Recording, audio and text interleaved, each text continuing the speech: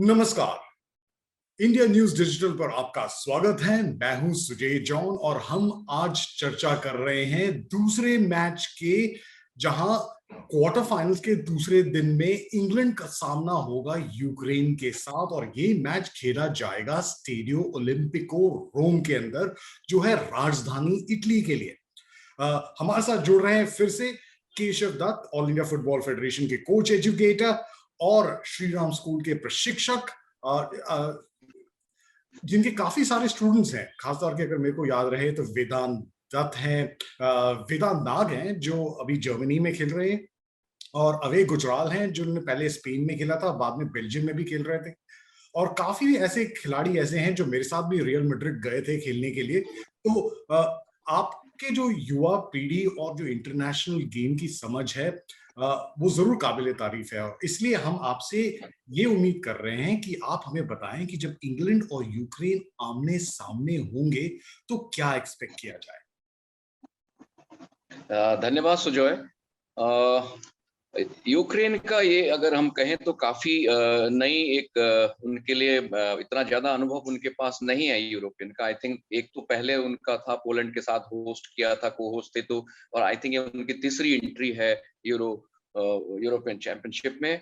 और उनके पास कोई इस तरह का प्रेशर नहीं है, दबाव नहीं है। वो स्वीडन को हरा के क्वार्टर फाइनल में आए हैं और काफी आत्मविश्वास के साथ खेलते हैं। जी केशव, जहां तक हम ये बात करें कि काफी कंट्रोवर्सी भी हल्की सी आई है कि काफी प्लेयर्स ने और काफी टीम्स ने ये बोला है कि इंग्लैंड ने अपने सभी मैचेस वेम्बली में अपने घर में इंग्लैंड में ही खेला है, लंदन के अंदर। और क्रोएशिया के भी खिलाड़ियों ने इसके बारे में जरूर ऑब्जेक्ट किया। ये पहली बार मौका है इंग्लैंड को इस टूर्नामेंट के अंदर अपने घर से बाहर निकलकर स्टेडियो ओलंपिको रोम में खेलेंगे। तो शायद ये एडवांटेज जो अभी तक था वो अब उनके पास नहीं होगा और होम में एडजस्ट कर पाएंगे, क्योंकि सेमीफाइनल और फाइनल दोनों वेम्बली में ही होने वाली है। सुजय, ये बात ठीक है कि मोस्टली मैचेस उन्होंने होम ग्राउंड पे खेले हैं, लेकिन अगर आप इस लेवल की फुटबॉल खेल रहे हैं तो आपको इतना अनुभव आपके पास होता है, इतने आप संतुलित होते हैं कि आप कहीं भी खेलें, दुनिया के किसी भी ग्राउंड में खेलें। मुझे मेरा ये मानना है एज ए कोच और एज ए प्लेयर की जब आपके पास एक लंबा अनुभव होता है तो आपको ये उतना मैटर नहीं करता है कि आप अवे खेल रहे हैं या होम मैच खेल रहे हैं। you get accustomed to all these situation and you quite smartly handle these players are very smart। मतलब ये बहुत बखूबी इस हैंडल प्रेशर को निभाते हैं। तो वो जरूर एक थोड़ा सा हम कह सकते हैं कि एक होम ऑडियंस के लिए बेहतर होता है ये। जी, but I think teams are used to this kind of situations। तो आप कहते हैं कंट्रोवर्सी नहीं है, तो चलो एडवांटेज दे देते हैं थ्री लायंस इंग्लैंड को, जो स्ट्रेंजर्स नहीं है जरूर इस टॉप फ्लाइट फुटबॉल का। उनके प्रशिक्षक जो हैं गैरेथ साउथगेट, वो भी मान सकते हैं कि शायद ये एक ऐसी टीम है जो फाइनली उनकी जो मेगा परफॉर्मेंस थी फीफा वर्ल्ड कप 1966 में, जो उन्होंने अपने ही घर पे खेल के जीता था। अब उसके बाद यूरो के क्राउन के बाद जहां तक हम बात करेंगे, वो सबसे करीब पहुंचे हैं थर्ड पेज फिनिश के साथ 1968 में और 1996 में।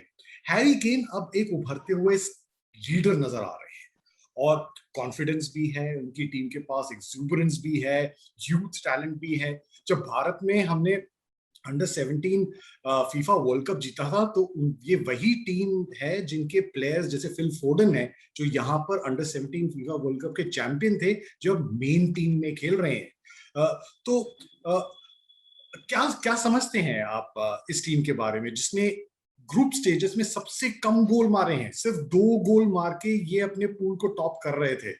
क्या ये दर्शाता है कि उनकी डिफेंस सुदृढ़ है, कि कोई अभी तक इनकी डिफेंस को मात नहीं दे पाया है, कोई गोल कंसीड नहीं किया है अभी तक इन्होंने अपने मैचेस के अंदर? 1-0 करके जीत तो रहे थे, मगर जहां तक हम बात करें, डोमिनेंस रहा है उनका।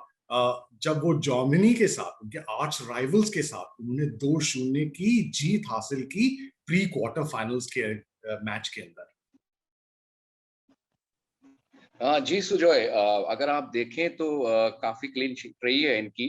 तो इस ये दर्शाता है कि एक मजबूत डिफेंस है जो इनकी बैक फोर है, और गोलकीपर और उतने ही अनुभवी इनके प्लेयर हैं। और और अभी तक अपने आप को उन्होंने क्लीन शीट दे रखी है। और अगर हम देखें कि इनका जो बेहतरीन प्रदर्शन अगर हम इंग्लैंड का कहें, तो वो मेरे ख्याल से 2-0 जो जर्मनी के अगेंस्ट रहा इनका, वो बहुत ही काबिल तारीफ खेल खेला उन्होंने। जैसा जिस चीज खेल के लिए वो जाने जाते हैं, जिसमें हैरी केन जैसे प्लेयर हैं, फोर्डन जैसा आपने कहा 2017 विश्व कप से इनका ग्रेजुएशन हुआ है सीनियर टीम में, और तब भी इंग्लैंड ने बेहतरीन प्रदर्शन किया था। और रहीम स्टर्लिंग हैं जो काफी तेज तर्रार, और पता ही नहीं लगता कब कहाँ से निकल जाते हैं, इतने चपलता से खेलते हैं, वो इतने चतुर खिलाड़ी हैं। और कई बार उनको देख के लगता नहीं है कि इस तरह का ये चकमा दे दे देंगे ये। तो इंग्लैंड की टीम को अगर हम कहें तो अनुभव भी है, और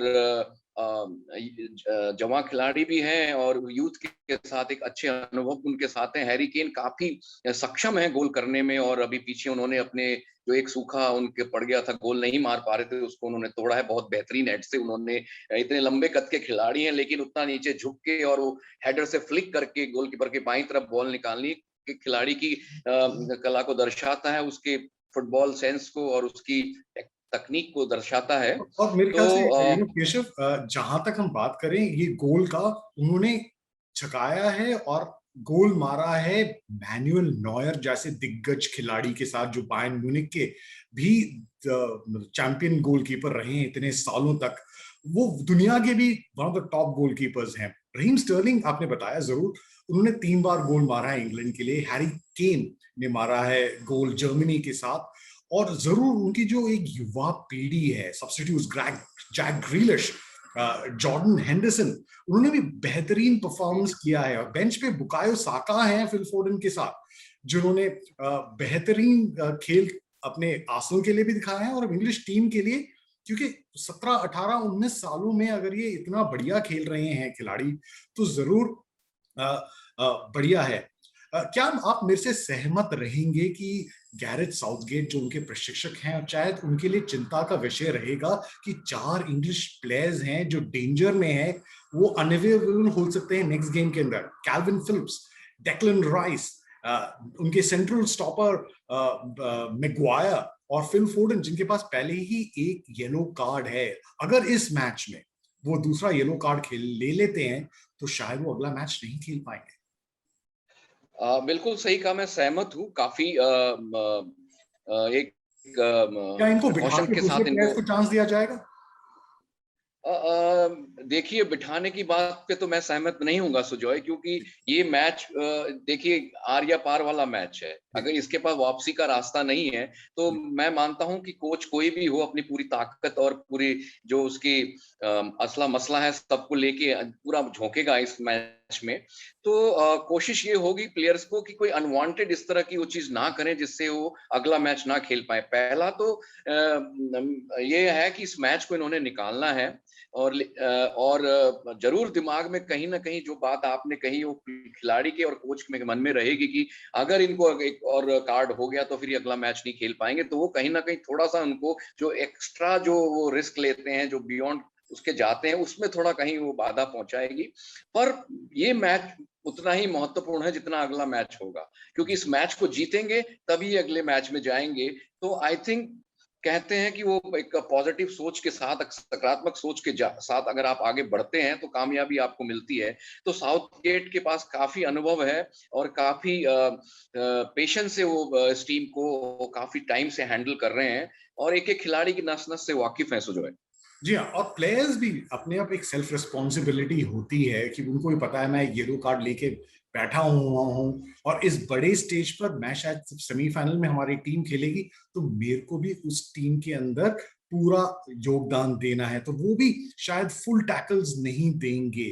तो एक सेल्फ रिस्पॉन्सिबिलिटी प्लेयर्स पर भी है, कोच पे तो जरूर रहेगा, क्योंकि अगर लीड ले लेंगे तो शायद इन प्लेयर्स को सब्स्टिट्यूट करके वापस लेके दूसरे प्लेयर्स को ला सकते हैं। यूक्रेन की अब बात करते हैं। यूक्रेन एक बड़ी युवा टीम है, आपने भी ये बताया। उनका पहला इंटरनेशनल मैच अप्रैल 1992 में था, और इस टूर्नामेंट में ग्रुप सी में वो 3rd पोजीशन पे पहुंचे हैं सिर्फ 3 पॉइंट्स की वजह से। उनकी ओपनिंग टाइम में यूक्रेन ने जरूर इंप्रेस किया था, मगर जैसे वो हारे जरूर थे, मगर नीदरलैंड से हारे थे 2-3 के स्कोर से, और नैरोली जीते थे वो डेब्यूटांट्स नॉर्थ मैसेडोनिया के साथ 2-1 की स्कोर लाइन से। यूक्रेन ने फिर ऑस्ट्रिया के साथ 1 गोल से जीतते हुए, रेंगते हुए वो राउंड ऑफ 16 में 4th best team, 3rd place teams के अंदर में से पहुंचे थे। एक इंपॉर्टेंट मेजर टूर्नामेंट में जहां इनका आमना सामना हुआ है वो था यूरोपियन चैंपियनशिप्स 2012 का, जहां रॉय हॉटसन की इंग्लैंड की टीम ने जीत हासिल की थी 1-0 से, जहां वेन रूनी ने गोल मारा था। क्या रहेगा आपका अनुमान, आपका प्रेडिक्शन, स्कोर लाइन और कौन जीतेगा केशव? बिल्कुल सही कहा। इतिहास तो यही बताता है कि इंग्लैंड का प्रदर्शन बेहतर रहा है यूक्रेन के साथ।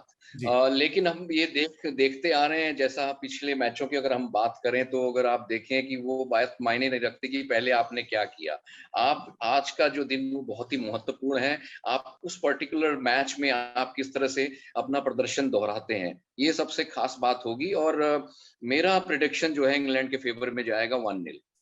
मगर एक ऐसा 400 मीटर की दौड़ शायद दुनिया में किसी ने नहीं देखा। ओटिस डेविस थे यूनाइटेड स्टेट्स का, जिन्होंने वर्ल्ड रिकॉर्ड लगाया 45.07 का, जो ऑटोमेटिक टाइमिंग था। कार्ल कॉफमन थे जर्मनी के, जिन्हें 45.08 लेके एक और वर्ल्ड रिकॉर्ड लगाया। मैल्कम स्पेंस साउथ अफ्रीका के ब्रॉन्ज मेडलिस्ट थे 45.60 की टाइमिंग के साथ, और मिल्खा सिंह इंडिया के 4th प्लेस पे थे, जिन्होंने 45.73 क्लॉक किया था। बेहतरीन परफॉर्मेंस, जो एक नेशनल रिकॉर्ड भी रहा काफी सालों तक, और इंडिया का भी रिकॉर्ड रहा है। मिल्खा सिंह जरूर जाने जाते हैं अपने दिग्गज परफॉर्मेंस के लिए, और शायद इस कंपटीशन में दुनिया के सबसे खतरनाक धावक ओटिस डेविस और कार्ल हॉफमैन को भी पसीने छूट रहे थे मिल्खा सिंह के साथ खड़े होते हुए।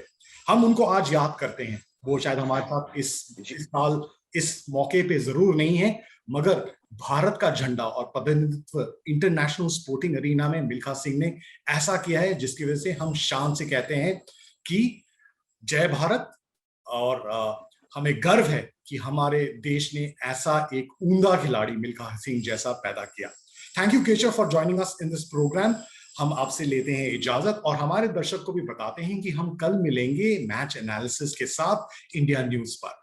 Till then, stay tuned and enjoy the best of sporting action at Euro 2021. इसके साथ मुझे सुजय जॉन को दीजिए इजाजत। नमस्कार।